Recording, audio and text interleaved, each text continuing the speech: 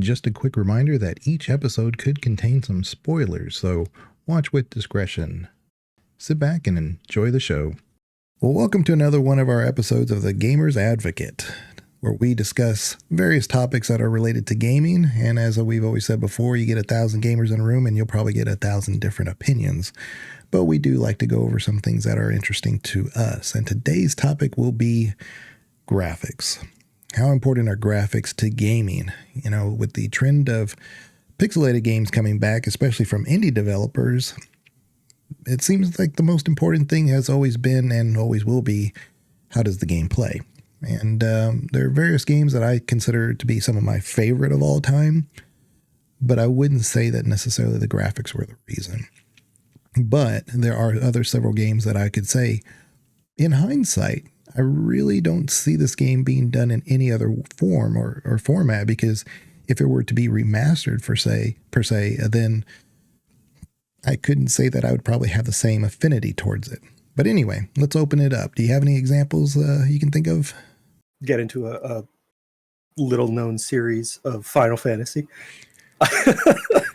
Who'd have thought? So, my favorite game of all time, Final Fantasy Tactics, is kind of an interesting example in terms of graphics, because I feel like Final Fantasy Tactics is a decision about art style as opposed to working within graphical limitations.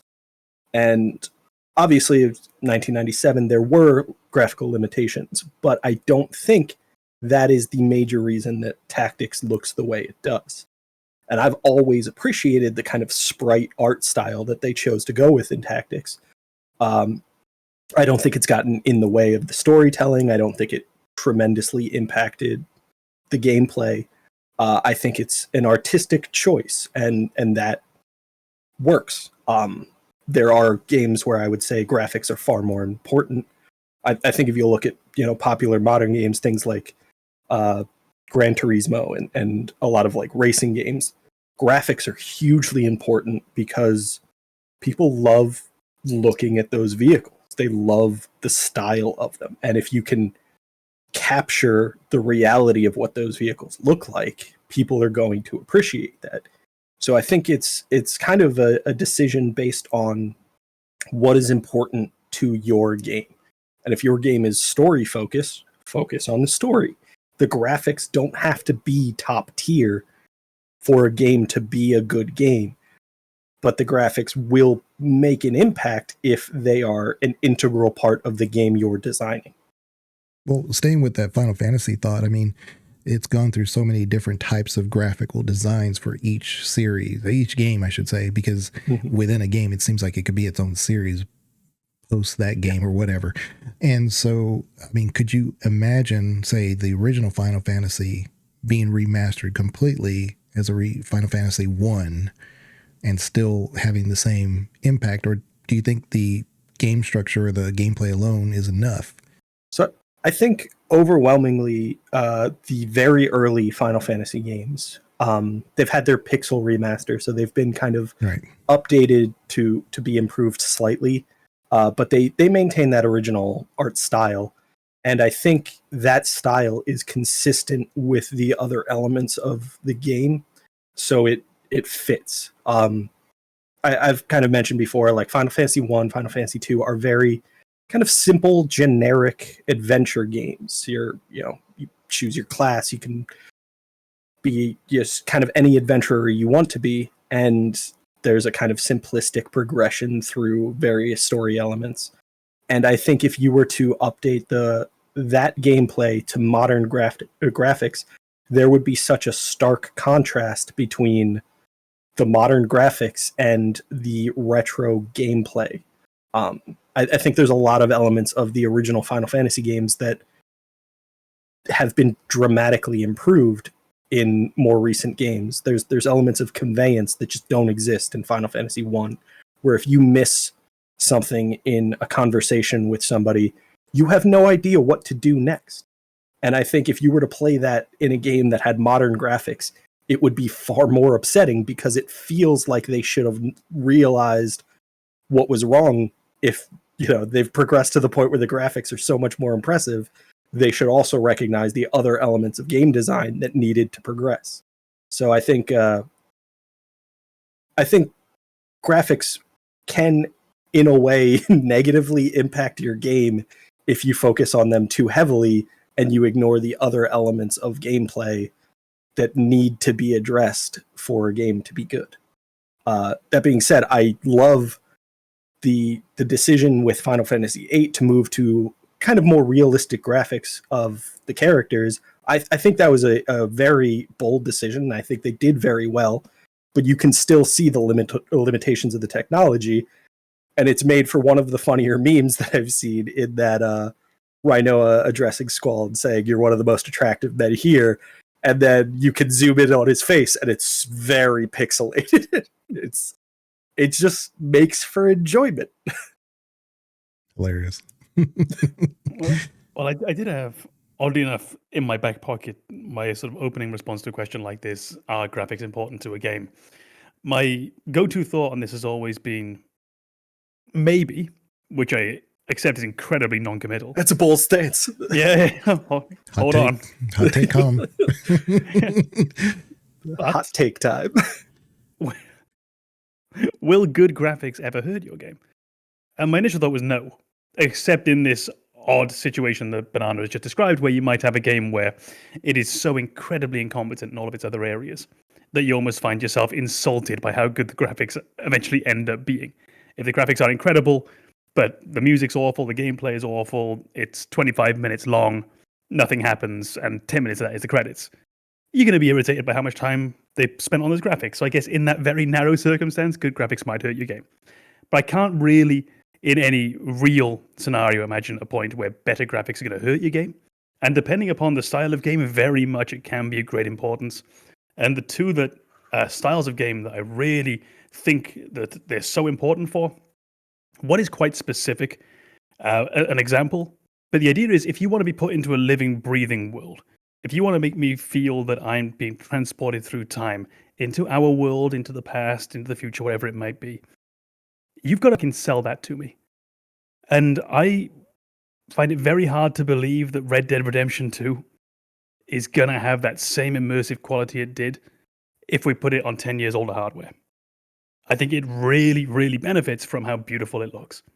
That is a game you can really sink yourself into and actually be there. It's very gritty. Yeah. And that's something that pulls you in.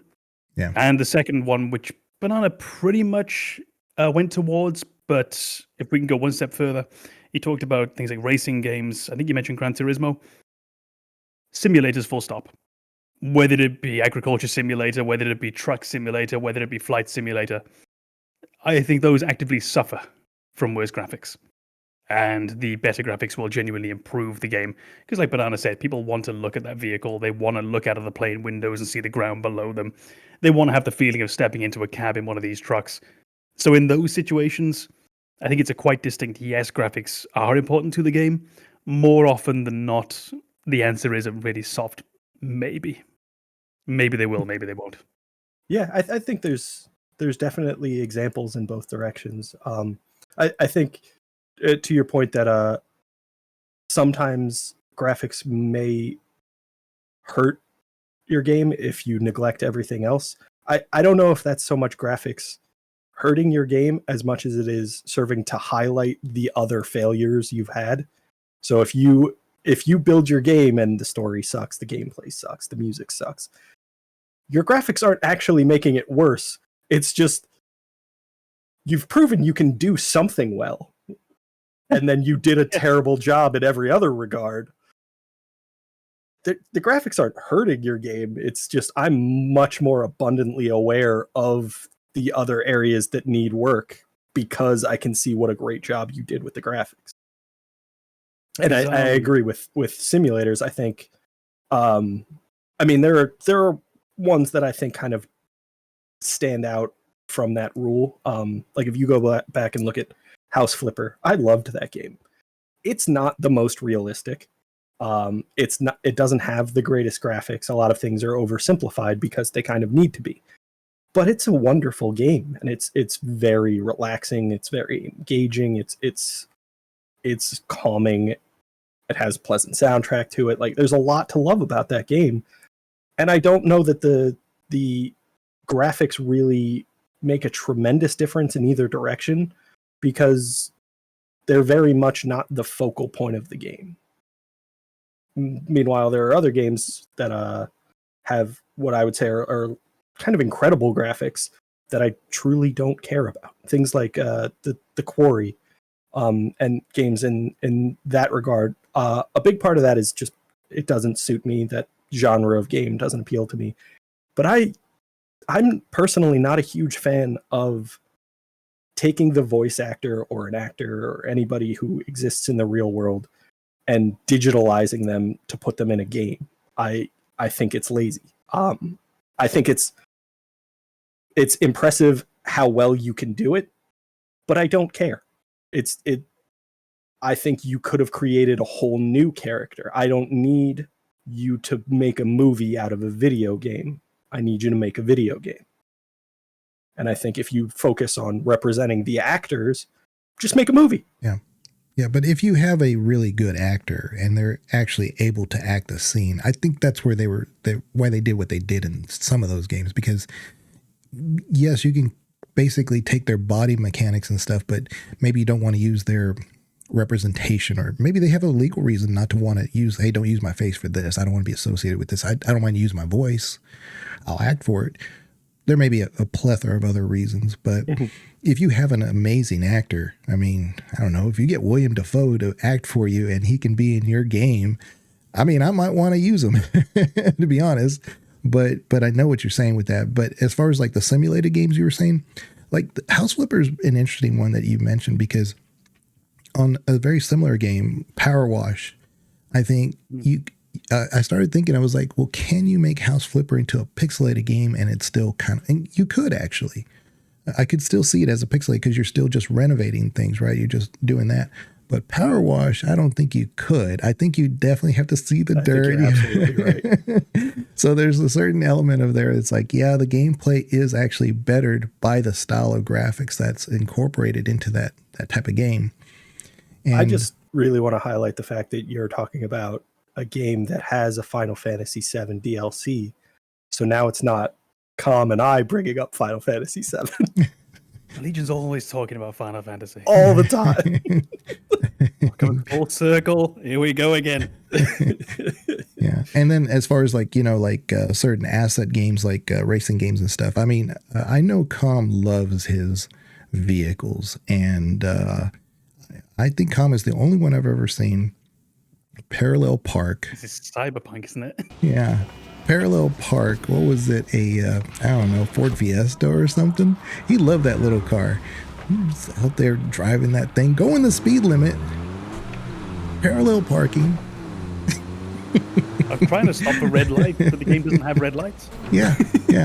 So I swear, it's one of those things that I think graphics for like a game like that work great for most people, but especially if you're watching a streamer like Com, who really takes the immersion to that next level. Because if that was in a pixelated game, I don't know, it just wouldn't hit the same way. I think I wouldn't have had the urge. Yeah. The reason I wanted to drive correctly in Cyberpunk, the reason why I wanted to live as much as I could like Arthur in Red Dead Redemption 2 and not use fast travel and try and make as much use of the world as I could, was because of how beautiful the world was. And I feel that alters the way you play the game somewhat. There are times when if a game, and I will never get this with a pixel game, I'll never get this with an old PS1 title, it won't pull me into the point that I forget I'm playing a game almost. Mm-hmm. Sharp turn there. I think that's doable. I feel like my dad. Oh. Yeah, this is fine. This is fine. This is fine. Yeah. Perfect. Perfect. Just need you to get out of the car and just wave me in. Yeah, that'll be fine, Com. Yeah. But if your graphics are on point, you can get me pretty close to that spot. And that's what would happen with Cyberpunk. That's what would happen with Red Dead Redemption 2. But that is not what would happen with Final Fantasy VII. As much as I love that game, it's never going to get me quite there, because its graphics will always have something that you look at and think, oh, that looks a bit crap.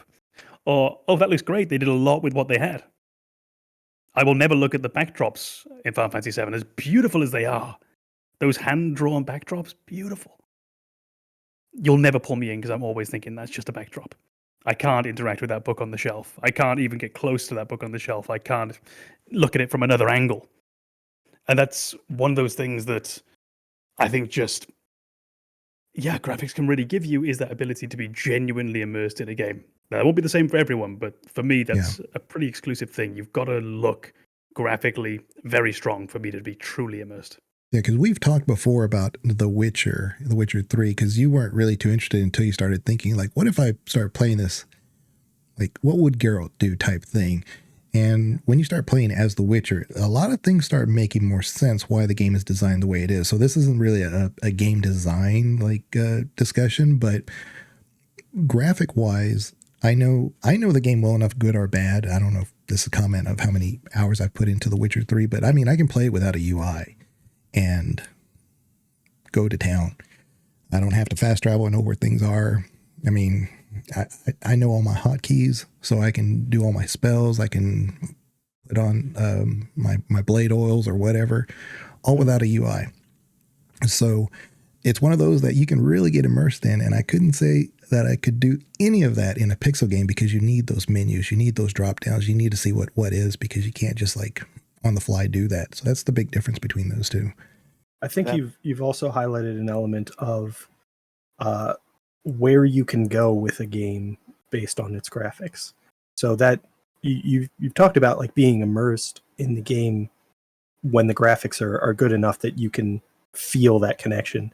And I think we've seen a lot of players for very popular games kind of ignore what the intent of the game was and create their own version. So you have things like GTA roleplay servers where people play Grand Theft Auto as if they lived in that world, and they'll do things like work in a fast food restaurant in a video game. I don't want to work in a fast food restaurant in real life. I certainly don't want to role play as somebody who works in one, but people do it because the graphics are good enough that they can be immersed in that and create a character that feels real. And I don't think that's an option in games with much more limited or much less developed graphics. Baldur's Gate series. Those sprites that you have in 1 and 2 are actually 3D models that they put into a sprite form, so that way they could actually be used in that software. And all the backgrounds that are there are actually handmade. And so that what they did is that they, of course, opened the pathways, and that's why sometimes characters struggle to go through doors and things, because they only have so much space there. But they're trying to show it as a real space there. So even though you could traverse all the entire hotel or the Candlekeep Inn or whatever, you can only go out through one door and instead of the entire wall panel there. It's the southern part of that scene, but you can only go out through that one area. So my point here is that Baldur's Gate 3 doesn't do any of that, obviously. It's much more graphically intense. And I would argue that, and I've made this point before in some of my videos, that there's something to be said about the mind's eye. And when you have a game like the original Baldur's Gate, where you're at Candlekeep Inn or the library, you can vision, even though they're setting a background there for you that's really the same assets, it's the same bookcases and everything else, your mind is still putting together a vision of the story that really the graphics can never do. So even though you have Baldur's Gate 3 that has a lot of those great features, like the Elfsong Tavern, the way they did that was just amazing. I love that tavern in that game. But in the original one, I was able to kind of do that myself. And so it's never going to meet the quality that you envision for your imagination. But I'm not going to say anything bad necessarily about the graphics of Baldur's Gate 3. I will say, though, that every time that you have a graphically intense game, no matter, even if you put all the time, resources, and you're a good storyteller and the game is done really well, you're opening yourself up to technical issues.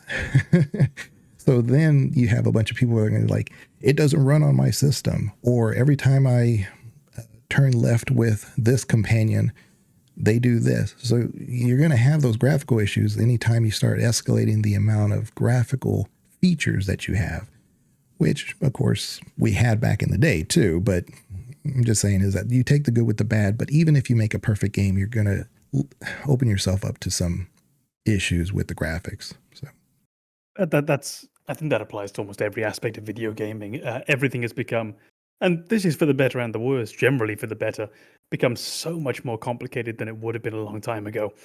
If you think of music, I mean, ultimately, when we're recording tracks for old RPGs, we're recording 2 to 4 to maybe 8 tracks of instruments. That's it. We're just sitting there one at a time, plinking them in on our little MIDI keyboard, job done.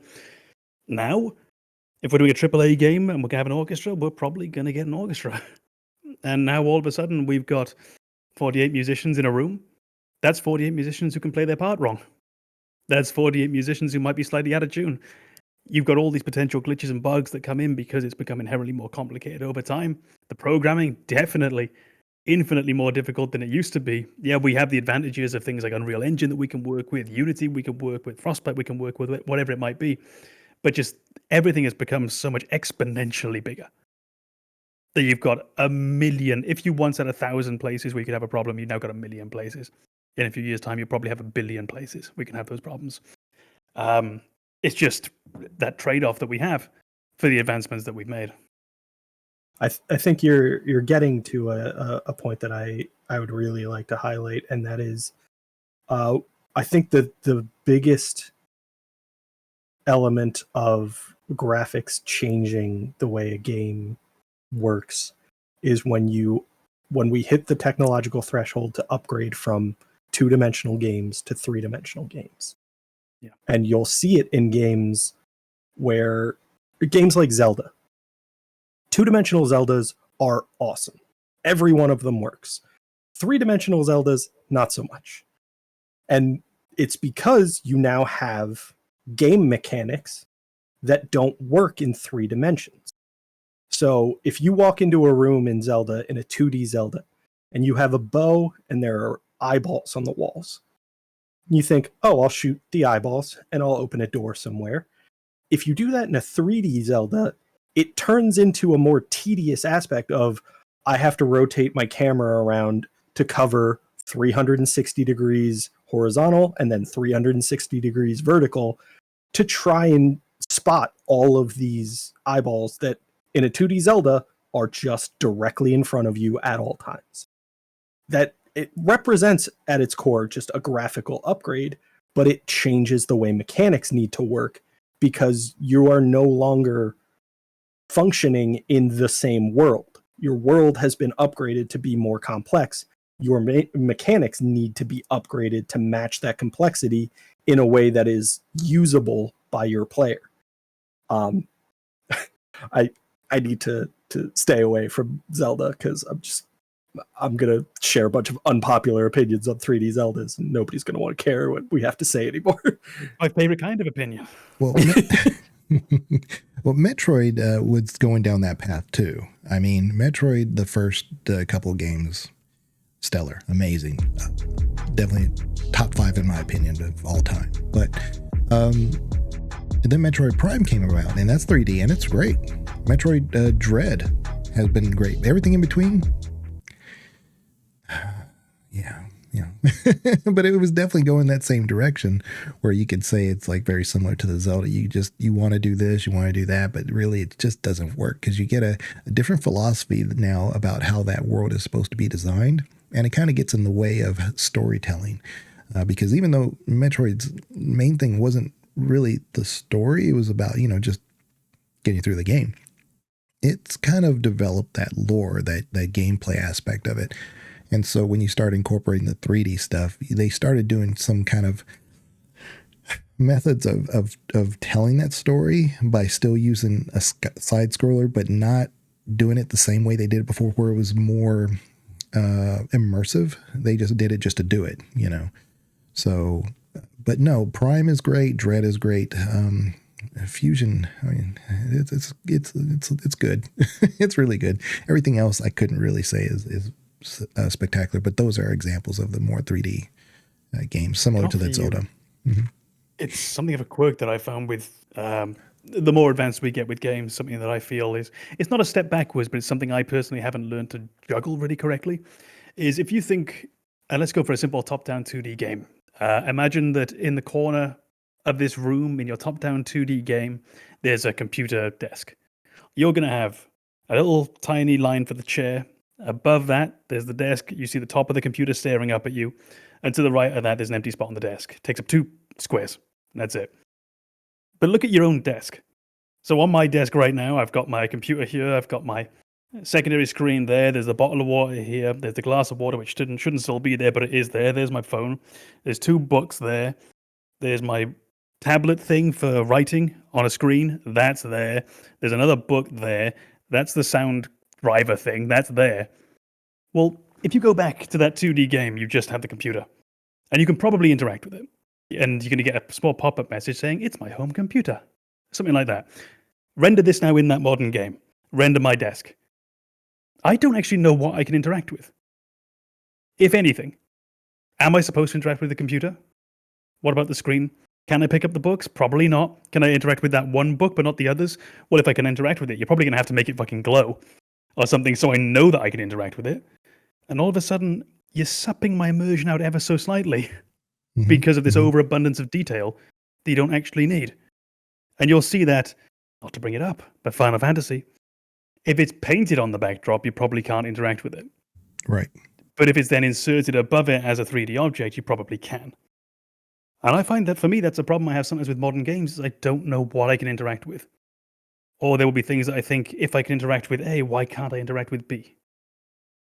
And that inconsistency is there sometimes. Well, you're describing what's happening a lot now in games where common assets are being used for indie developers, not always for that end up in a good game, right? They're just basically asset collections. Sometimes it's a good game. You take a game like Only Up, right? Only Up is one of those where they just take assets from all different games, just a ton of them, and your journey is.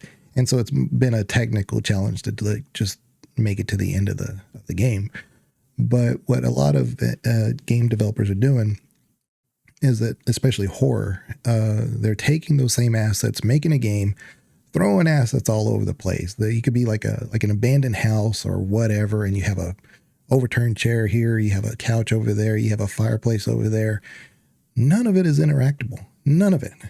And then you're supposed to find the one thing that you're supposed to find without any clues whatsoever, and then manage through. But there's so many games like that, and I forget exactly what the term is. It's not like it's called like an asset junk dump game or something. I forget what the common term is, but basically it's just, that's why you'll see the same type of games over and over. And I wouldn't say it's always for a quick buck, because I don't know every single game that's out there, but there's so many of them that are so similar.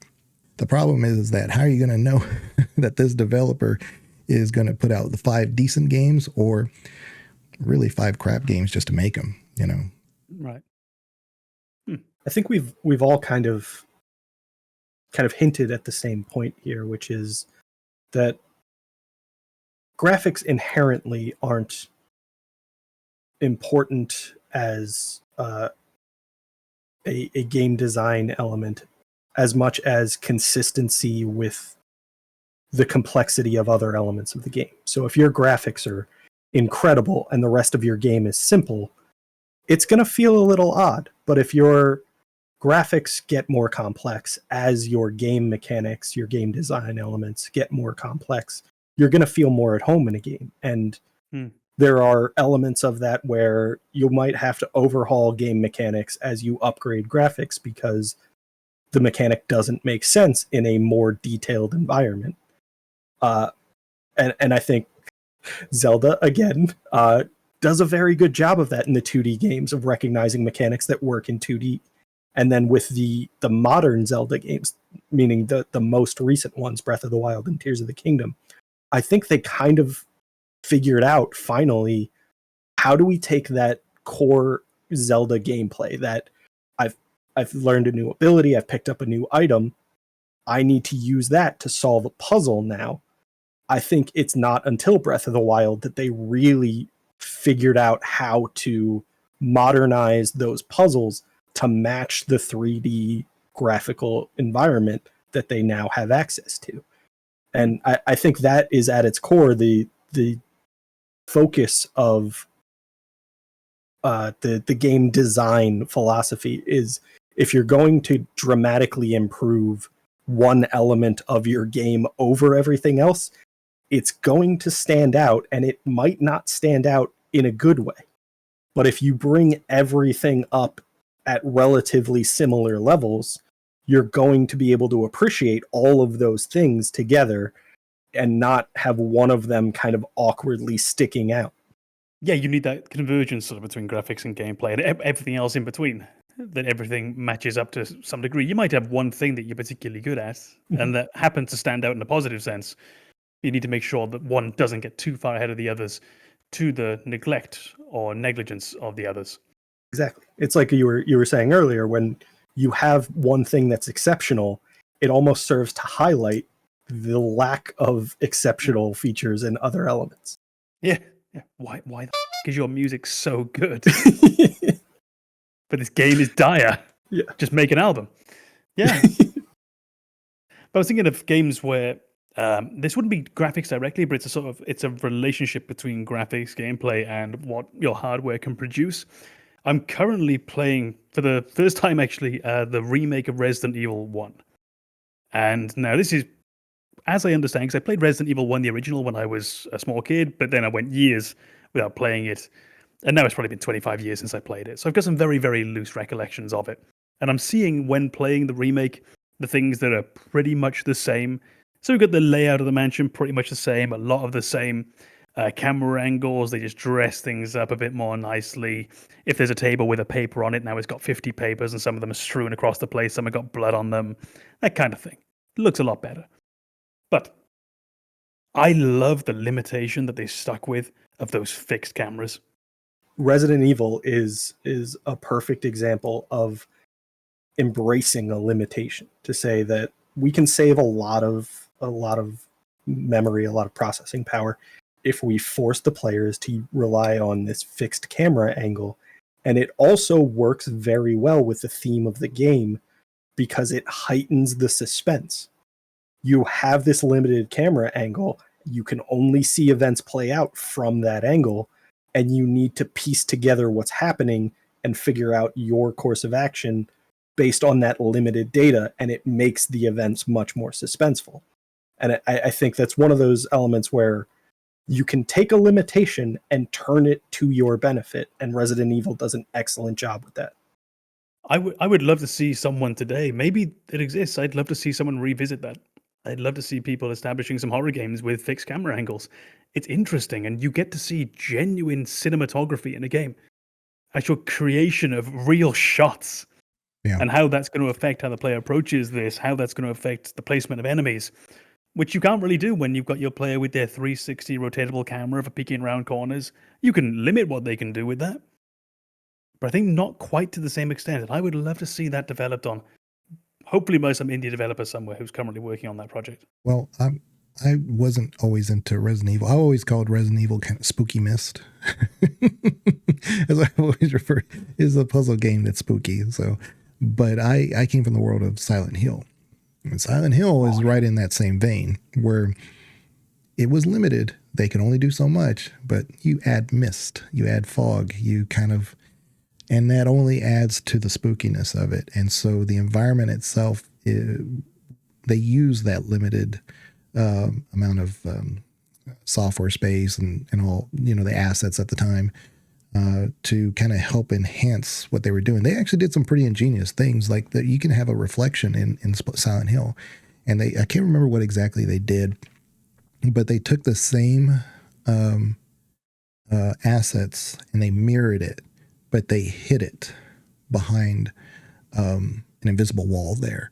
So when you're looking at yourself in the reflection, it's like you're only seeing the one. They did some really ingenious stuff with Silent Hill. I think I remembered somebody digging into that and going into like how it was implemented. Mm-hmm. And it's exactly like you're saying. It's not a mirror so much as a window, and on the other side of the window is an exact copy of everything that you see. Mm-hmm. Yeah, because even nowadays, reflections and take a lot of resources for games. So that's why you don't see them very often. That's why you need to play like what's it? The house renovator stuff. You won't see your reflection. It's why would you need to? Yeah. But yeah, no, I love Silent Hill, and everything about Silent Hill I've got. Oof. And so I'm a little concerned about the remake or the remaster. I think it's a remaster. No, it's a remake, I think, of Silent Hill 2. No, a few years ago, it was a remake, a reboot, sorry, but that got cancelled, didn't it? Yeah. But Silent Hill 2 is coming out, I believe, this year. So I'm looking forward to it. I'm going to play it either way. But yeah. Yeah.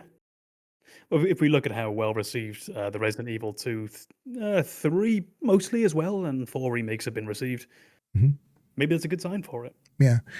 And as far as like the whole like environmental graphical stuff, I recently did Riven. I did that on my YouTube, and I'll tell you what, that is an amazing game. I loved Riven when it came out originally. I played that right away because I was a big Myst fan. And way back when Myst first came out, it was on a CD-ROM, but you got to remember there wasn't like a lot of games at all, if any, that were on CD-ROM. Everything was on floppy. So for you to get a computer with this software in it, a lot of times the CD that came with it, with the computer, were screensavers. And so a lot of people thought it wasn't a game. It was just a screensaver. Like you can walk through it and they didn't really think it was a game so much. Not a glowing review, is it? Yeah, well, they just didn't think what it was. And it was just like, oh, okay, you just load it in there. What is this? It's a game? And it's not like anything in Myst was obvious either. It didn't tell you anything.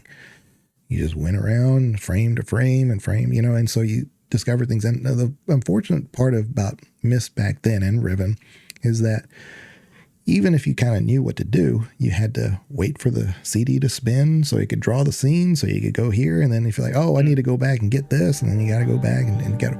But now with the new Riven that came out and Myst about 2 years ago, beautiful, just absolutely beautiful. You're able to kind of get in there and play the game, kind of almost the way it was probably intended. The puzzles are still just as intricate and tricky, but you're able to kind of move in there, and so you become actually more immersed than you did in, say, like in comparison to something like the lock camera frame. You're not locked at all. You're able to look around, look up, right, left, and hear the beach and see where the sounds are coming from. Oh, it's just amazing. But then that goes into like a game series that I know Banana's very familiar with, but it's the oh my goodness, it just left the top of my head. It's those We're not gonna guess. The one we said you sound like. Monkey Island. Monkey Island, that's it. What? Apparently, Legion thinks that I sound like Guybrush Threepwood. That's so good. It's because you do. No. But I try not to listen to myself, so I can't weigh in on whether or not I do. But that cartoon art style, it was pretty unique for its time, and I like how they've always embraced it. Mm-hmm. I couldn't see it any other way. So I think you've kind of highlighted an element there that I think definitely plays into the conversation at hand, which is the mood of your game and the graphical style are directly linked. So in horror games in particular, it's not so much about the graphics quality of what you see, because horror at its core is more about what you don't see. And you'll see it in any media, video games, television, movies. There's the suspense building of knowing that something is out there, and not knowing what it is terrifying. So for horror games, I would say graphics are not so important as much as setting the mood with suspense and making sure that you convey that element of terror without the graphics, with just absence. Whereas in games like Monkey Island, where, it's a point and click, you need to see everything. Yeah. You have a lot more freedom to embrace an art style and play with the graphics, because what you're representing is important and it's integral to the gameplay. Really, all it has to do is be recognizable for what it is, and then beyond that, you're free to do whatever you want with it. Whereas in horror, if it's not recognizable, it might be better. Oh, I think there's another thing with horror as well, which is if we get very advanced in our graphics. I'm thinking of, there was a horror game released a few years ago. It's quite notorious. PT made its appearance briefly on the PlayStation before getting pulled away. Ended as a trailer, I think, for Silent Hills, if I remember correctly. I think that's right. The graphics on that, for me, was so good that I didn't want to play it. It's so unsettling to play a horror game that is that well done.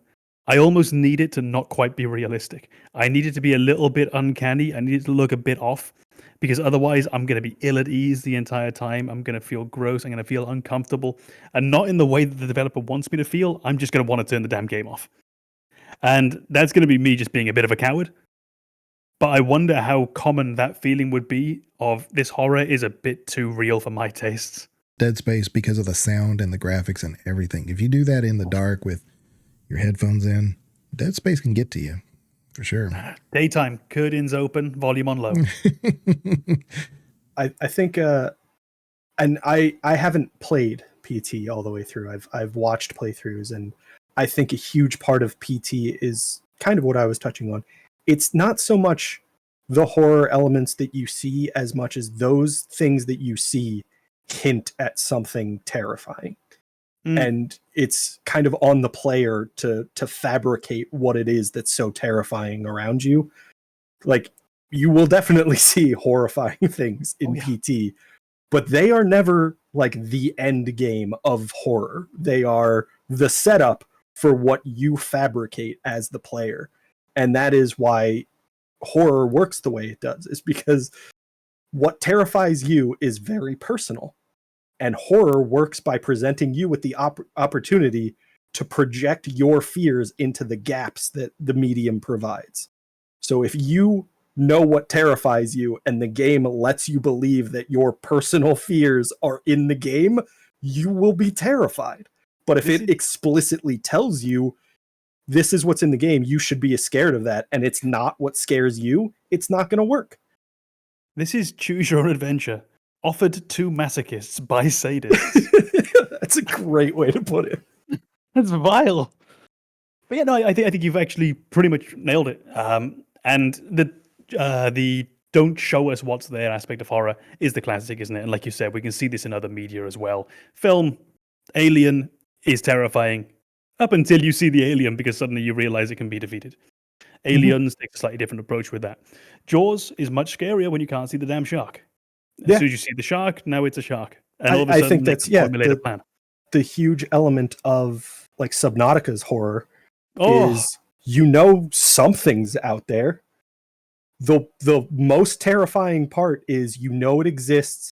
You can't see it if it's 30 feet away, just because that's how light works in water. Yeah. So there's this ever-present threat, and you don't need to know what it looks like. You don't need to know what it's capable of. You just know that it's always there, and it's potentially very close by. I can tell you a very stupid one now. This is not graphics, I'm afraid, but it is me being a coward.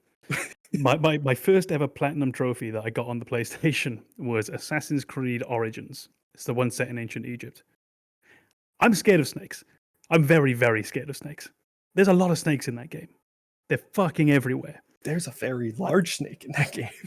That's fine. The comically oversized snakes and shit, I'm fine with. Resident Evil, that snake, no problem. Resident Evil, the little snakes in the garden. If a snake is real, I can't handle it. I spent that entire game. I spent first 8 hours, first opening area, never saw a snake. Don't know why, just didn't. And then at one point I was riding through the desert, and in the distance there was this site of interest, and there were 4 snakes there. And I can remember shooting them from a distance one by one. And it's a camp that had been set up, and overnight the sand had cleared and the sidewinders or the cobras killed whoever was there. And that's when I realized, oh shit, there's snakes in this game. Hopefully that's the only one. A little while later, I'm walking through the brush, and there's just this noise. and I realized there's a snake rearing up. I spent the rest of that game in this low state of anxiety. Snakes. I wore a heart monitor. My resting heart rate's quite low. It's like 55 or so. It's about 70, like playing a game, getting a bit into it. 115 average as I'm just sitting there at the idea that there's these snakes somewhere out there, and not knowing where they were was what killed me. As soon as I could see one in the distance, there was the feeling of, okay, I can deal with that one.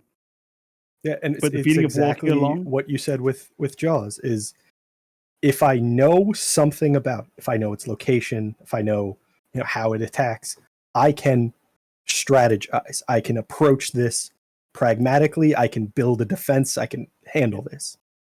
If there are things that I don't know, I'm going to be scared. So when you have the graphics with that, you have the flashing thing, you have, I don't know, just like they move real fast across the screen or whatever. But again, you go back to like the old horror. I wouldn't even say that they're horror, but like Castlevania, for instance. I mean, that could be spooky on its own. You could play Zelda originally spooky on its own just because of the music and the atmosphere and stuff.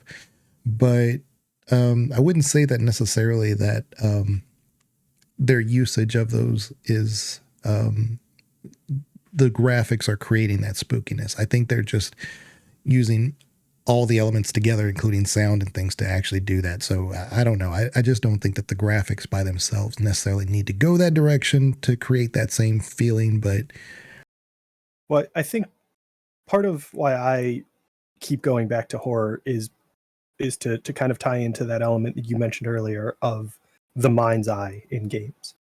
And I think the element of the unknown and relying on your mind's eye are two sides of the same coin. You're giving the player the opportunity to project what they want to see or what makes sense to them in this environment.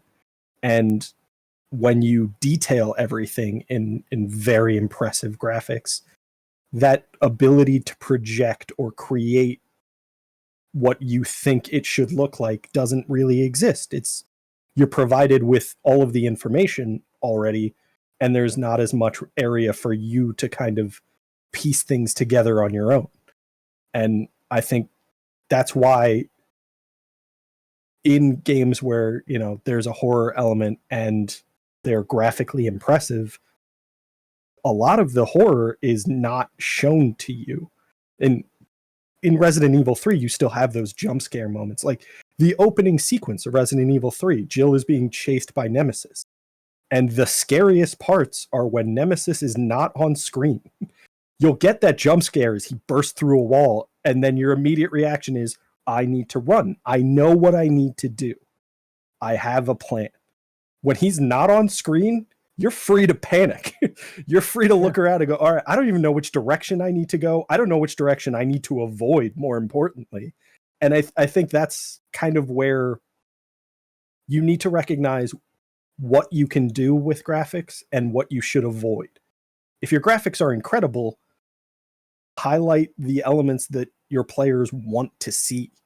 If your graphics are mediocre, give your players the opportunity to fabricate what you can't capture in graphics. yeah, there's a group of games, though. I want to pick on BioWare for a minute. There is a group of games that I could say amazing games, classic games, top 10 games for me. Easy. However, they do feel dated because of the graphics. KOTOR being the top one of that, and then Dragon Age Origins. We keep asking, especially with the popularity of Dragon Age, why don't they remaster that? Because everybody would play it. Everybody knows that it would, but why don't they? Who knows? Maybe it's just an income thing. But those games, and Dragon Age 2 to a certain extent, because that one did get rushed, and it's just that they had to like put a lot of things there together just to get the story done. And it's an amazing story, Dragon Age 2, so I'm not going to say anything bad about that. But the assets for the original Dragon Age, and which was actually they still hold up. They don't look bad, but everything's just brown. Everything is brown. It's there's a lot of collision issues. I mean, it could definitely use a remaster. And then KOTOR. Everybody's been begging for a KOTOR remaster forever, But who has this apparently? Well, I guess EA has the rights to some Star Wars stuff. I was playing Jedi Fallen Order recently, and you go to Coruscant and look at how beautiful it is, and it's just aesthetics, and it works. But it really gets you immersed into that game. And imagine if they just pulled that and made that terrace. It could. I mean, it's possible. It's doable. They're there. The assets are owned by EA, by somewhere. But my point here is that there is a group of games out there that definitely are classic games. They're immensely replayable, but they are suffering from their graphics, and they could use a reboot.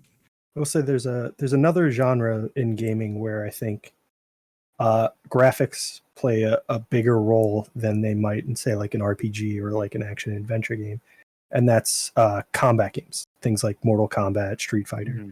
I think that is one of the genres where the gameplay is straightforward. You know what you're trying to do. There's not, a lot of opportunity to go in tremendously different directions.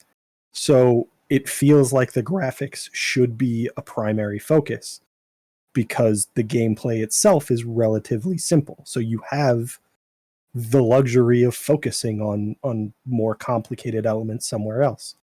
And particularly in games like Mortal Kombat, they've fully embraced that, and they've implemented systems that let you, I mean, if it appeals to you, it does. Really, really dig into the brutality and the gore of the combat game. And I mean, that's Mortal Kombat's whole appeal, is it's absolutely brutal. There are horrific finishing moves that end somebody's life, and you just happily playing, enjoying the interesting way that they've represented this heinous act, and you don't even register it. You're just enjoying the game. Well, it's oddly enough, it came up yesterday in a conversation I was having with a friend. We weren't even talking about graphics in video games, but at one point I think they were waiting for Mortal Kombat patch to download or something like that, or they were downloading the game. And they were saying that, oh gosh, this game's like, how many gigabytes? I think it might have been over 100. It was some enormous number. And they were very explicitly saying, explicitly in both senses of that word, they were saying very explicitly that they don't understand why we need good graphics in this game. There's no point rendering it in such a high quality. It's just a beat 'em up. Let's get it nice and simple. This should be a 5 gigabyte file and that's it, not 100. I don't need to see the veins. I don't need to see the abs. And I was kind of on your street. I want to see those veins because I want my guy to be able to rip into that guy's body and pull the vein out. I want to see these realistic, over-exaggerated, past-realistic fatalities, animalities, whatever they're called. I want that in the highest resolution possible. Yeah, I couldn't agree more. I think that kind of game is vastly enhanced by better graphics. I think the thought is that, yes, we can get the numbers now, of course, but how's that game going to look 10 years from now? Yes, it's going to look dated. It will. But is it so dated 10 years from now that it's unplayable? Because that's like the examples I was saying with those two games. Like Dragon Age Origins is pretty much almost unplayable now because of how much they were trying to push the envelope for back then, and yet still really focused on the gameplay mechanics, which was great. But again, it's one of those, like, you're almost better off throttling down. So that way the long term is better, But I think now we might, and we've said this so many times over the years that I'm probably wrong, I think we might have passed a point where games today in 20 years will look awful. Yeah. They will look dated, but we are at such a point now where I'm not too concerned about how a game's going to hold up. But if you go back to when we were making these quantum leaps in gaming graphics, and I think of two titles which you've heard us mention before, Final Fantasy VII and Final Fantasy VIII.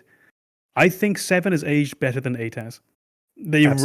Graphically, they realized their limitation, built their blocky piece of shit characters who looked like balloon animals, and worked with that. In 8, they went for the more realistic image, and as Banana has rightly pointed out, that's aged awfully. And you take it for it is what it is. It's an endless series of memes, an endless series of jokes. But if you take a second and look, it looks rough. Looks really rough. So yeah, knowing your limitations and where you are, and maybe not trying to push the boundaries, and maybe finding a graphical style that works for you with the hardware that you actually have available to you, maybe slightly away from the limit. Don't use 100% of what's available. Use 80, use 90, and make I that think look you've good. absolutely nailed it. It's not so much about the trying to maximize what you're capable of with the available technology. It's about picking an art style that works with the available technology. If your art style is hyper realistic, in 20 years, your art style is going to look like. If your art style is somewhat cartoony, but you can master that style with the available technology, in 20 years, it's still going to look somewhat cartoony, but nobody's going to be like, this sucks. They're going to be like, this looks the way it's supposed to. And I don't think you see that if you go for the hyper realism. You're going to say, well, this doesn't look like real anymore because we've progressed, and I know what I am now capable of viewing in hyper realism. Yeah, it looks fake real, which is worse. Yeah. I was going to say, if you take this outside of video gaming and you go into the art world and you look at Western art, particularly religious art over the years, you don't really see people trying to be that realistic until 1500s, 1600s. You have people like Michelangelo who do it. You have the Bellinis who do it. You've got Titian. You've got a whole series of artists who work on this hyper-realism, and it looks fucking amazing. Prior to that, they didn't. Generally, they worked with what they knew. So Renaissance art generally doesn't look that realistic. If you go and look inside Gothic cathedrals, they weren't doing that. And it's not exactly the same thing. They weren't working with processing power. They were working with hand-eye coordination. They were working I think there's skills. An element of it that is the same. Like you, in the medium you choose to work, I think technology advanced. You'll see, much older paintings that have very realistic portrayals of people. But if you look at stained glass, that's never meant to look hyper realistic because you're making glass. It's very difficult to get exactly what you want from the medium, and you need to respect the medium that you're working with. That's perfect. Honestly, you can take another one as well. Not to labor the point, but we're going to. If you can have, in a similar way with video games, where for myself, I largely saw it over the years. So gaming from about 1997, 2012, pretty much every year shit looked better. It just got better. You'd have outlier games that looked worse. You'd have outlier games that would attempt to look worse. They would try to look old-fashioned and try and work on an old style. But on the whole, I thought games were constantly trying to get better because there were these big grand leaps to be made. Now I feel like we've largely passed that. And that's where you're getting a lot of this more rebooty style of art, this more retro style of art that people want to bring in. Because we don't have those big technological leaps to make. We still have leaps to make for sure, but not the same quantum leaps that we have been making. And to do another labored painting analogy, we did hyperrealism, and the Impressionists came after that. They knew what they could do, and they chose not to. Yeah. And that's a lot of the beauty that you get with these games in the modern day that do try and appeal to an older style, is they know what they can do, and they choose not to. And I will say, it should really be my favorite game because it's always at the top of my list when someone says, what's got your favorite music? What's got your favorite graphics? What's got your favorite combat? But it's still not my favorite. I don't think there's a more beautiful game on the PlayStation than Persona 5.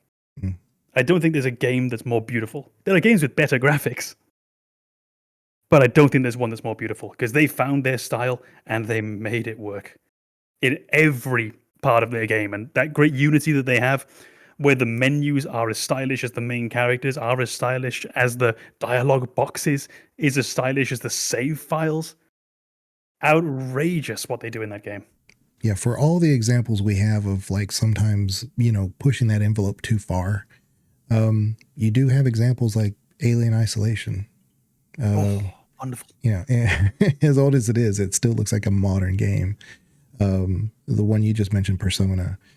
Even modern day, I could even argue some like gacha games like Genshin or Honkai Star Rail. They're amazing graphical games for what they do, and they're different from each other. And so they may, be gacha games, but graphically they're in their own vein, and it really works. They're really good at telling their story based on what they do. And you can continue with that with very beautiful models in the game. That'll probably help. If I'm trying to annoy you, I've got to have something that keeps you coming back. Exactly. And that's kind of why I mentioned the 2 that I did, because, and of course there's Wuthering Waves that just came out. I have no experience with that one. I haven't played it at all. But I mentioned those 2 because I know for a Honkai Star Rail, I probably have like 150 hours in it. I haven't paid a single dollar to it. They put in so much content. Yes, it's easier to kind of like streamline through the game if you want to, or get whatever character you want by putting in money, but you can play the story and do all the side stuff and have tons and tons of content. I'm the example of that, and not pay a single dime to it. But then you also have like the other side of the coin of that. And like modern day, you have Stardew, Graveyard Keeper, things like that. Immensely cozy games that are very immersive, but in a very different way, but it does it exceptionally well. I'd say one of the games I've sunk a lot of hours into recently has that kind of callback to, I want to say like Diablo 2 era graphics. It's a game called V Rising, and it's a kind of survival horror almost. But it has that. It's not isometric because you can rotate the camera, but primarily I play with that kind of 3/4 angle or top-down view that you get from Diablo, and the gameplay works with that view, and the graphics are just good enough for you to operate in that world and know what's going on, and not so great that you can't imagine a little bit more than they put into the game. And I think that's an element of modern gaming that very, very good devs will recognize, is nothing we produce is ever going to match the imagination of our players. So unless we are trying to explicitly define something that is integral to telling our story or creating the experience we need, it's probably better to let the players kind of imagine for themselves what it is that they're looking at or what it is they're interacting with, because they'll come up with something that suits them and fits the game and improves their experience across the board. We don't need to create it and try to figure out what has the most mass appeal. If we let everybody kind of create it for themselves, they'll put in what appeals to them. Yeah, one game I always go back to, probably the longest annually, is Star Wars The Old Republic. That art style is so different. I mean, it's not cartoony, it's not hyper realistic. It's that, for me, it's that perfect in between. You know, WoW has that same appeal. You know, it's a very unique art style. It works for them. It's functional. I still have my key thing for Star Wars. So I keep it right here on my desk. Talking about things on the desk, this is always right here on the desk. But that graphical art style really encapsulated me into that world of Star Wars, even though it's not like any other Star Wars game out there. It's not like any other Star Wars movie or series or anything, but I think it really works. And it's kind of unfortunate it's kind of fallen off, but the storylines for Star Wars The Old Republic are great. But independent of that, I think the art style really worked for it. I think it had that going for it. But you found the great example that you mentioned just then is World of Warcraft. I mean, that has a style that you can definitively mark as WoW style. And when you see other people try and do that, it looks like they're trying to clone World of Warcraft and trying to make something like that. I think another game that much more modern, that has defined its own identity in its graphics, is Fortnite. Fortnite looks like Fortnite. I know that when the trailer for Dragon Age Next dropped, I've forgotten the new title. It's not, it's not Dreadwolf, is it? Veilguard. Thank you, Veilguard. When that first dropped and we had the character introductions and people were saying it looked... Dreadwolf. It's in my head. Dreadguard. I was going to say Dragon Age IV. Yeah, that's right. That people were saying the trailer looks like a Fortnite trailer. It looks like a Battle Royale trailer. And this is a massive IP, all of its own. And we were looking at this trailer, we saw the graphical style and immediately attributed it to this completely irrelevant game that has just made such an impact, such a mark on the world of gaming. Yeah. In such a distinctive graphical way. Yeah. Nothing looked like that, really. And then they marked it down, and now things try and clone it. I'm not saying Dragon Age tries to do that. I don't think it does. Yeah. But just in that one trailer, it being linked to Fortnite really, for me, encapsulated how Mhm. much that art Yeah. style had become a thing in and of itself. Yeah, that's a totally different discussion with the whole Dragon Age trailer thing. I was like, yeah, name me the Dragon Age trailer where it looked like the game. Origins, 2, Yeah, no, 100%. Yeah. 3, Inquisition. None of them looked at all like the gameplay, and they've said this is not gameplay. I mean, so I don't know how else to convey that to people. The I trailer feel like has that nothing is to do with it. So kind never of an has. issue in modern gaming of how do we market our game without showcasing our game. Like modern trailers I don't learn anything from them. But you see the exact reason why they're damned if they do, damned if they don't, because you have an example where they show historically they've never done that with the Dragon Age series. And yet if they had shown gameplay, it would have been like, well, it doesn't look like the kind of game we expected. I mean, well, they did both a trailer and a gameplay reveal, and neither one of them was like, that's not what we wanted to see. Well, what do you want to see? I don't know. think It's that just, is, That's the definition of putting something on the internet. As soon as it goes out there, Exactly. the outrage factory rolls into place. You could do something perfect. The I internet's gonna think cack on. Zelda perfectly captures that reaction from the audience. When they announced Wind Waker, there was a huge backlash because they had showcased what they were capable of in a previous trailer that looked nothing like Wind Waker. It looked more like Twilight Princess. People got very, very hyped for Wind Waker, expecting what eventually became Twilight Princess. And then when Wind Waker came out, people were like, this is horseshit. How could you lie to us like this? And now, Wind Waker is beloved. Twilight Princess is probably to a lesser degree, but I never hear people bring up Twilight Princess with the same affection as Wind Waker.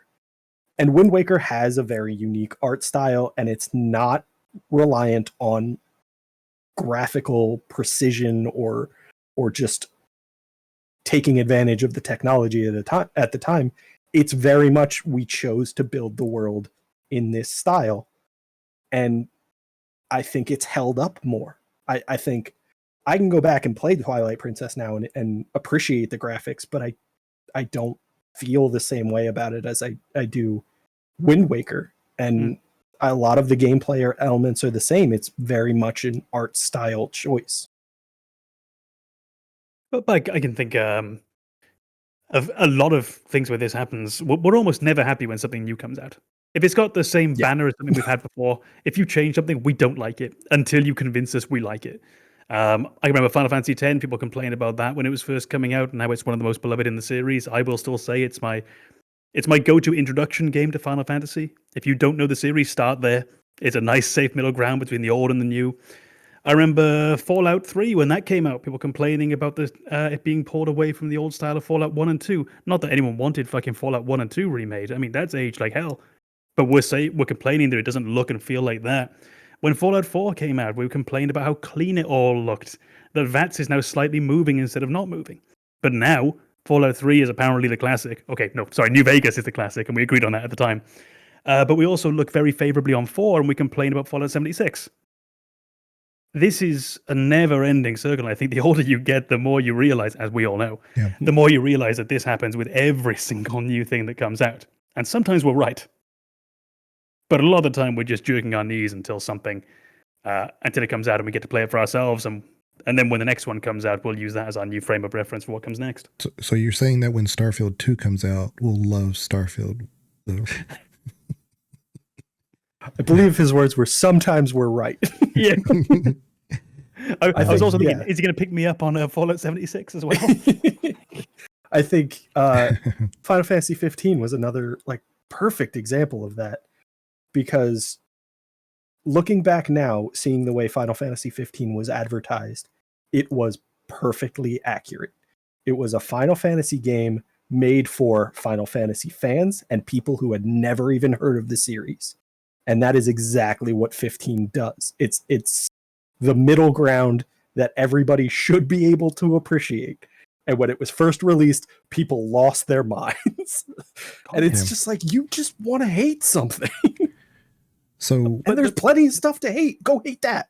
But give this a chance first. I am concerned that on our podcast, we're a bit too kind about everything and a bit too a bit too soft. We're gonna have to generate rage sometime soon. Get those clicks. Give it like 30 seconds. Final Fantasy X-2. So bad. There you go. Just winding up the Jack in the Box. Sorry, Legion. Go ahead.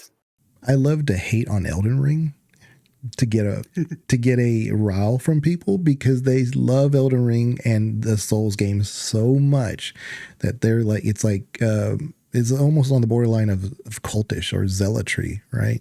So I love to like pick at that. That's just who I am, right? But if I'm being honest, I mean, as far as like the gameplay, guess what they use for their trailers? Pure gameplay. Why? Because they can. Yeah. Because there's no reason not to, right? The game is a gorgeous game. And there's so many different environments that you can contrast the light with the dark and then make it dynamic. And so it just really works for what they do. I can't think of very many games at all that can or will do that. They're bold enough to do it because they know what they're doing. They're capable of doing it because it's already in game. Those assets are there. They're not making it up. They're not lying to you. And they're basically saying, you guys know what to do. You know what you're getting with Souls games. Like after you've played Dark Souls 1, Dark Souls 2 is not tremendously different. Dark Souls 3 is not tremendously different. Bloodborne, Sekiro, Elden Ring, they're not overhauling the system every time. They're Souls games. Everybody refers to them as Souls games. And you know what you're getting. So when you see an advertisement for the new one, it doesn't really have to do much beyond tell you it's a new Souls game. You're gonna buy it. Yeah. That's pretty much how it works every time. Whereas with other games where, you change direction, you try and implement something tremendously new that's a huge risk, you struggle with how to market that because you're taking a risk. Do you want to advertise your risky decisions, or do you want to link it to the things that have been successful in the past, even if that's not the style of game you're building anymore? And I think it's just Dark Souls sits in a unique position. Yeah, and that's what I'm saying is that because we're so, to me, Elden Ring is still brand new. I mean, it's only year and a half old. So you have older than that, boy. Yeah, but it's like right there in that new position, and you have so many people that have, and in fact, the DLC, I believe, outsold Witcher 3, I think. Yeah. So it's impressive for DLC. For DLC, yeah. So for a fucking hard game that you might not even be able to access the DLC if you haven't beaten two very hard bosses. Right. So my point is that, coming back to the graphic stuff, I can kind of, I'm not a BioWare advocate or anything, but I can totally understand a little bit now that I've been thinking about it, all these reactions to not Dreadwolf, Veilguard. You got me saying it now, but you can't. But Veilguard mission now accomplished. being kind of like reviled the way it was. I'm like, yeah, because we have this a shift that you are taking that risk. We're not going to show you a trailer based on gameplay. We are going to change direction in art style. We are going to, so it's not the typical audience that's out there right now that's buying games. So I don't know. It's one of those that I think it's going to be really important just to kind of judge games and critique games based on what they are produced, not what they may be. Yeah.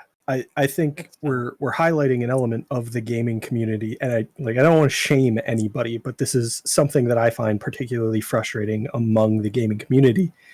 Is you will see developers like they did with Veilguard take a risk, and you will see this knee-jerk vitriolic reaction from the gaming community, and this is how we get game developers to stagnate and just give us the same rehashed crap we've already seen before. Yeah. If you punish them for taking a risk before you even see what the payoff is, you're deterring anyone from ever taking a risk. Well, and we don't get anything new. And I think this is something always worth considering with, first of all, with risk taken in media, that's how you get iconic movies. That's how you get iconic TV. Think of The Shining. That's a weird movie. Think of 2001: A Space Odyssey. It's a weird movie. There's a how many minutes long Swan Lake section in space? Mm-hmm. That's a risk taker. And they did it, and it worked. Gaming, I want my producers out there doing something new. It's where, as we mentioned before, with Square Enix, them, I will always respect that Final Fantasy, they always take a risk. There's always something new. A, they make a new world, but B, they change their combat systems. Who does that? Yeah. That's bizarre. The remake, they've attempted to do something entirely different, for good or for ill. They've tried to do something. Good on you guys. I think it's just worth considering, though, that when we mentioned the video gaming community, thankfully, we're not it. Yeah. Twitch is not the video gaming community. YouTube Right. is not the video gaming community. We are not the video gaming community. Thankfully, it's enormous. And the vast majority of people who play video games will never engage with what we're making, with what the highest, most viewed, like Elden Ring content creators on YouTube are making. They will never watch that. They'll never go on Twitch. They're just going to go live their life, come home, turn the game on, probably never watch the trailer, and play it for half an hour, and then move on with their life. And then play the next day for 2 hours or whatever it is. Most gamers aren't a member of the gaming community. In fact, I think I haven't looked at my numbers recently, but I think the highest grossing games are still mobile games. I was going to say, it's got to be Candy Crush or yeah, something like yeah. that. Yeah. So as much as we think that this is the game of the year or whatever, at the end of the day, I mean, if you're going to go by pure sales and stuff, they don't even come close to the mobile games. Let's do it that way from now on. Pure sales. I want to see this. There's a Twitch streamer that I occasionally get the chance to watch. The channel, I believe, is called Pirate Software, and it's a streamer who worked for Blizzard as a cybersecurity expert and is now kind of an independent developer of his own game. And he touches on a lot of these. Yes. Believe his name is Thor. That's what I was going to say. Yeah. He's very, very insightful as far as the gaming industry goes. I think he went to like an expo or something, and they advertised the game that they're working on, they're developing, to a lot of kids, and they put a monitor, a mouse, and keyboard in front of them, and the overwhelming majority of kids reached out and touched the monitor because their experience with gaming is on a touch screen.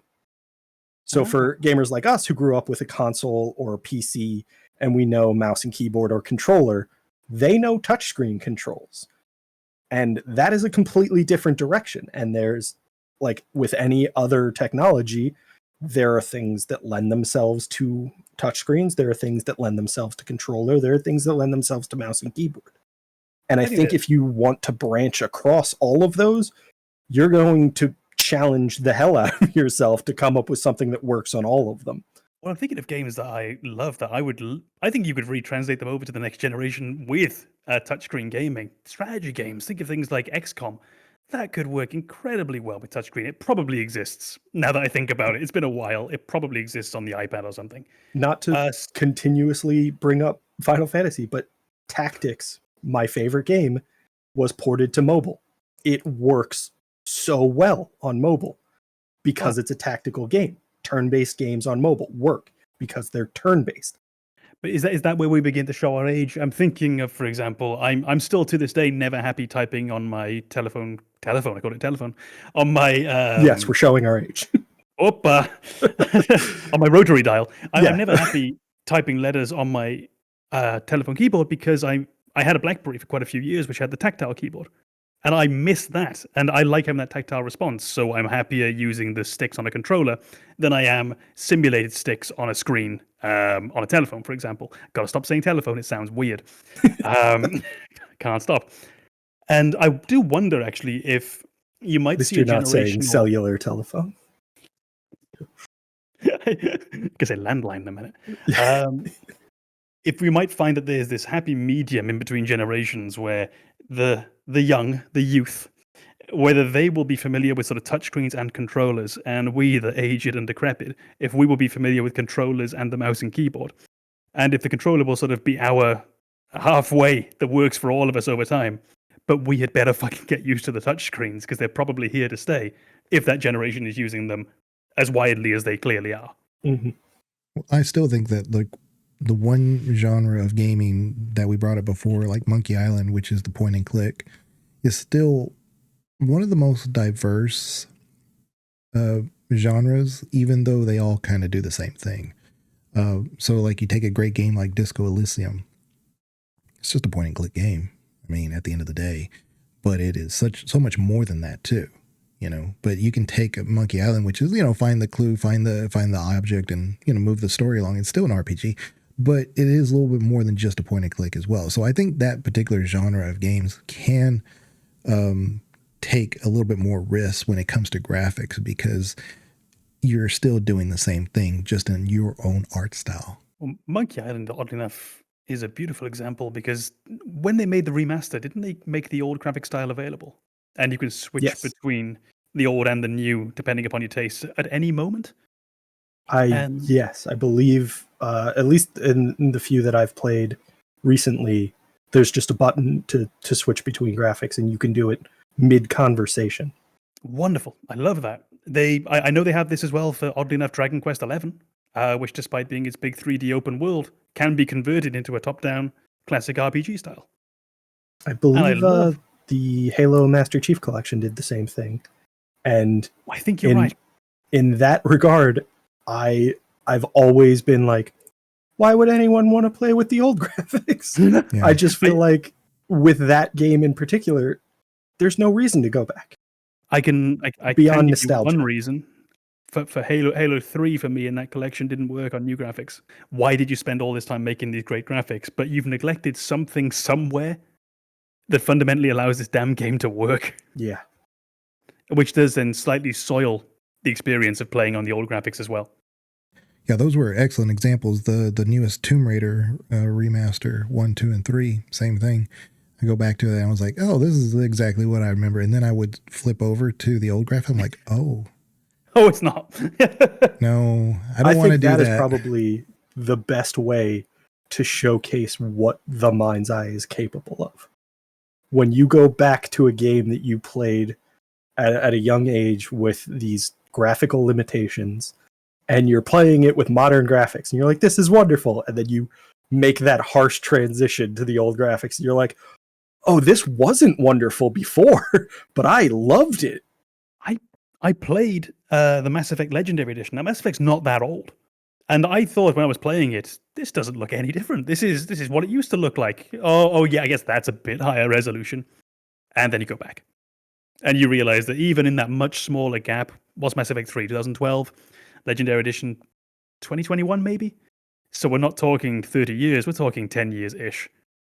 It is noticeable from the newest game, in that series until the remaster, in an age when we don't think we make gigantic graphical leaps. In hindsight, the improvement they made, was absolutely outstanding. Mm-hmm. In certain places, there were times when it didn't seem necessary, but when they did it well, it looked great. Mm-hmm. And I wonder how many games we've played like that have gotten a remaster, and we play the remaster and we're like, did it really need a remaster? Because we can't remember exactly what the old one looked like. Yeah, the Diablo 2 remaster is like that too. You can toggle between it, and it's amazing the difference. You do have that combination of the mind's eye and the rose-tinted glasses. You build this perfect image up of what it was, and you also were probably playing on a much smaller TV at the time. I think that's a healthy perspective, to know you're being nostalgic about it and not actually thinking that it was the best and that, we're never going to improve upon that. That's a healthy kind of nostalgia. It's not I want to go back to that. I appreciate it for what it was, but I'm also very curious to see where gaming is going to go. I think there's a point to be made there where we have nostalgia for the games we grew up with, but for long-running series where those games have continued into the modern era, it might seem like we want the old games again, but there's an element of it where we want the experience of something new. We don't want the old games. We want the new games to be new. So when games try to capture that old experience that you got, they're going in the wrong direction. They're trying to capitalize on nostalgia when the nostalgic feeling was, this is new and exciting. That's the feeling you should be trying to capture. Well, and it probably transports you back to a time in your life as well. So you just have that. I remember when I was playing this, I was also doing X. I remember that I would play Mass Effect 3 after coming home from football on a Saturday. I know I would play Mass Effect 3 before going out to the club on Saturday night. So like in that little window there. So you put yourself in that situation that you're remembering everything around the game as well. Mm-hmm. And that's why I want to see games trying new things. And that is why on that specific example, I've been such a proselytizer for the remake and for Rebirth, is I want to see what you can do. I want you to do what Banana said more than once. I want to see you taking risks and trying something different. Well, my last point on this is when I was little, we had the Atari. And where Atari went wrong is that they kind of opened up their license to anybody. And so really you get all these games like Space Invaders, Pac-Man, horrible, horrible ports. But we played them because that's all we had. But they were horrible ports. In hindsight, the graphics were so bad, it ruined Atari. It actually ruined Atari. And NES, the difference that they did is that they were very proprietary with what they licensed to. And so their quality level was always a consistent minimum. And so was the difference in why they took over, really. So I could argue that graphics were the main thing back then. I don't know if it's that their quality was consistent, because there are plenty of terrible games for those older Nintendo systems. It's just that when the quality wasn't there, Nintendo made their money. They licensed the cartridge to the developers. They got paid by the developers, and then the game sales went to the developers. Nintendo covered their costs already, whereas Atari was impacted by the failures of the games to be marketed. Nintendo protected themselves from that, and they might have done so in a somewhat unethical manner, but that's why the business persists and Atari doesn't. Yeah, but like I said, I could also argue, like I said, that those graphics from that time period, I lived it. You would buy a package of, like I said, Space Invaders, Pac-Man, whatever, and it was nothing like the arcade. It was nothing like the box. It was nothing like any accompanying media that was there. It's a bad game. But a lot of it were just that turned us off was the graphics. I think you've highlighted on an element that maybe modern gamers don't recognize. When box art and game art didn't match, it was horribly upsetting. Yes. And now box art's not really a thing. Yeah. So you don't get the opportunity to make that comparison. God, that's an odd thought, isn't it? The amount of times that I've thought, what a shame it is that we don't have manuals anymore. I know it's a very old man shouts at cloud thing, but Final Fantasy VII, let's go. Sorry. But having that game manual, reading it on the bus on the way home, that was a wonderful thing. Actually, just having the box as well was quite nice. Yeah. And that I haven't really thought about, honestly. And that inability to have the box art and that title screen, then trying to see what it was on the inside and whether it matched up. I also I'm just drifting into the past. I'm also remembering the element of the Sierra games. I don't know if you guys are familiar with Space Quest and King's Quest, but boy. I think King's Quest 6, one of them, had a like copyright protection built into the game, disguised as a game element, but you needed to look at the manual in order to decipher a code in the game. Mm-hmm. So you had to have purchased the game and retained the manual. Mm-hmm. And that's not a thing that you can do anymore because the internet exists. Yeah.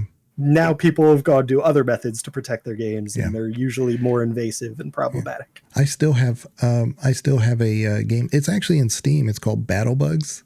And to unlock the game, you had to go to a certain page, and it gave 4 characters, and you had to input those characters. And I'm like, well, how do I do this? Well, I looked in the game files, and there's a PDF of it, and so I'm able to open the PDF and play it there. But that's how they That's exactly. I have the King's Quest Definitive Collection or whatever it's called, and it's the exact same way. You get access to all of the King's Quest games and their manuals specifically for that reason. Mm-hmm. I love that. But that's if you re-release Metal Gear Solid now, you will need to enclose with it some kind of document saying that when Snake says, or when Snake is told that the radio code to call insert character's name, because I've forgotten it, the radio code to call them is on the box. You're going to need to know that meant it was on the back of the jewel case, that it was there, and you had to go and pick up your box off the shelf, check what the code was, and then type it in. Mm-hmm. Which, oddly enough, if you'd rented that game from Blockbuster, Not great. Yeah, you don't get the case and you do that. All right. Well, I guess we'll go ahead and wrap that up. But any other final thoughts or? Yeah, do you think we have to apologize for not really talking about graphics? No, I think we did. I think we covered graphics pretty good. Yeah, yeah. We jumped back and forth, I think, but we hinted at games that have graphics. Graphics? Yeah. I think all these games have graphics. Yeah, yeah. Perfect. Well done. Every game we discussed has graphics. Yeah. So I think we stayed on topic. I'm thinking, did we talk about any command line games? Hey, those all text adventures. But that's surprisingly how Diablo got its direct influence, is that they took that same method and said, how do we put this in a environment where you can, do what you're actually writing and typing and reading. But yeah. What just came into my head is I've just realized that the reason I know Sierra Interactive is Leisure Suit Larry. Yeah. There's a lot of Sierra games. Caesar was my favorite from Sierra. Oh, yeah. No, I'm going to go with that then. Caesar. Wait a minute. Wait. Heroes of Might and Magic Sierra? Or was that, who was that? I don't think that was Sierra. Because they were a publisher, weren't they? Yeah. They developed and published. Because me and Com are big Might and Magic 3 fans. Because they were big Leisure Suit Larry fans. Yeah, we're both we love Larry. Justice for Larry.